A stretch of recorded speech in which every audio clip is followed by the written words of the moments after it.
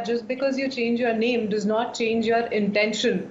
And that remains the only point. So East India came in, but they did nothing in favor of India. And even today, the entire opposition, half of them that are out on bail, half of the parties that are out on bail, and they are claiming about benefiting India. Let them come out and talk about 370. Let them come out. Why were they in the foreign land and asking for foreign intervention in the matters of this country? Why did they go to Park and they said they wanted help in removing the prime minister of this country? So if this is the intention, no matter what your name is, you are not talking about the country that is India.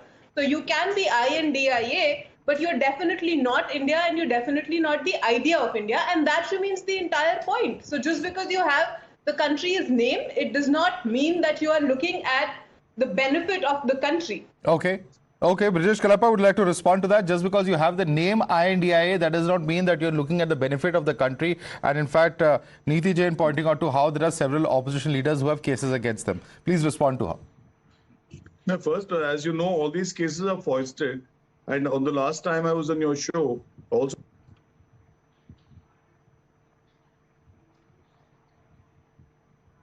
Yeah. the real partners of the Bharatiya Janata Party are actually the CBI, ED, and the IT. So therefore, I think as far as Sir, why don't you go to the court? No, this is an I think it's impossible to kind of make a point to the Prime Minister, and we hope the Prime Minister gets it that he doesn't even have any legitimate political parties along with him.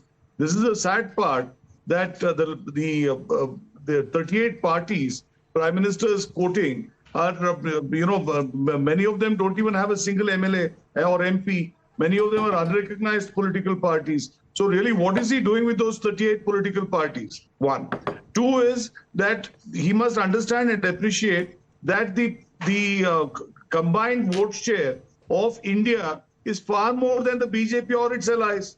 I think if he understands this basic point, then I think another thing which the Prime Minister Honorable must do is that please get a new speechwriter, because you can't get a speechwriter and be the Prime Minister of India and still say bad things about India. I think the first thing is find out who your speechwriter is, and if he's saying something so nasty against his own country, of which he's the Prime Minister, I think it behoves very badly for the nation. Brijesh Kalappa, is he referring to India the country, or is he referring to India the alliance? Both are slightly different. I'm sure you would agree.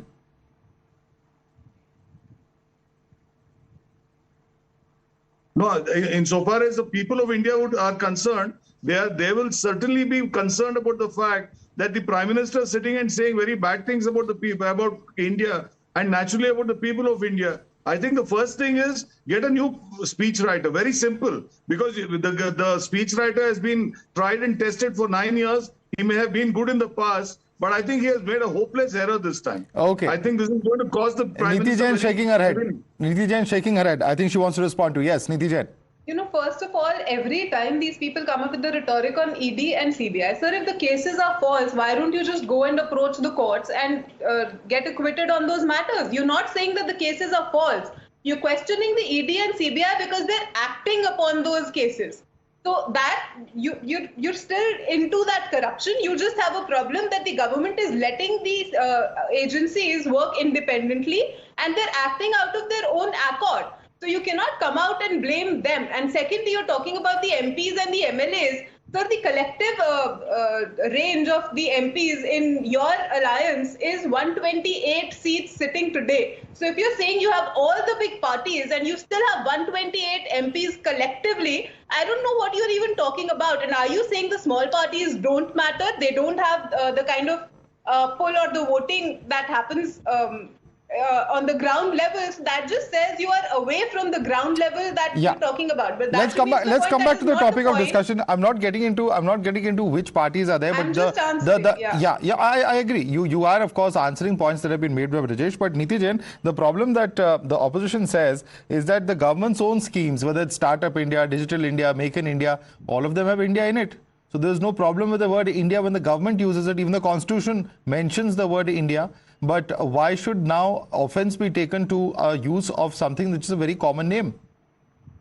Startup India is not a political agenda. It's not a name of a political party. It is for the youth of the India. The youth of India have benefited it. So there's no comparison drawing on that. The only reason they have come up with the name of INDIA is for a political reason. And like I said, just because you change your name does not change your intention. And I honestly don't understand why is it that Congress is so happy about INDIA, because all it means is Congress is dead. UPA is dead, essentially. They're not in even the leading power of this entire thing. Okay. So it's